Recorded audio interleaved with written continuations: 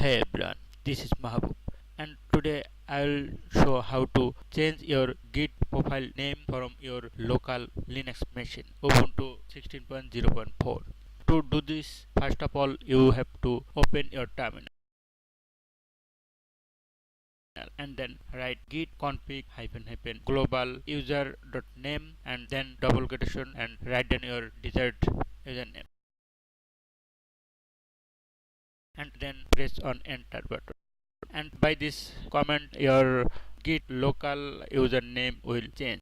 For confirm that you have set the git name correctly, you have to enter git config global space user.name and enter. And see your changed username will be shown as output. By this way you can change your git global username for your local machine. I hope it will helpful for you all. Thanks for viewing this video. For more video update, please subscribe my YouTube channel and click on bell button for more new real-time notification.